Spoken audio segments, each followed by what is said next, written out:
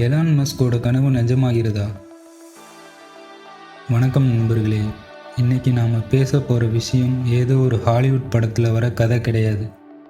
இது இப்போ நிஜமாவே நம்ம உலகத்தில் நடந்துட்டு இருக்கிற ஒரு மிகப்பெரிய புரட்சி.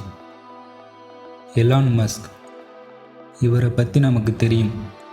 செவ்வாய் கிரகத்துக்கு மனுஷனை அனுப்பணும்னு நினைக்கிறவர், ரோபோக்களை உருவாக்குறவர்.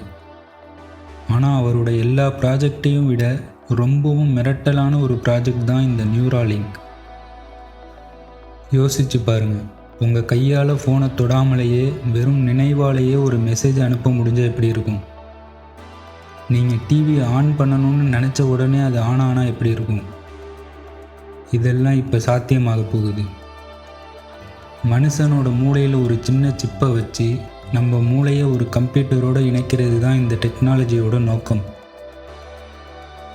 ஆரம்பத்தில் இதை கேட்டப்போ எல்லாரும், என்னப்பா இது, மனுஷனை ரோபோவாக மாற்ற போகிறீங்களா அப்படின்னு கிண்டல் பண்ணாங்க.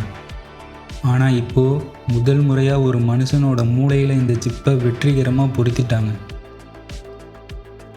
இது வெறும் ஆரம்பம்தான், ஆனால் இதுக்கு பின்னாடி இருக்கிற அறிவியலும் அரசியலும் ரொம்பவே ஆச்சரியமானது.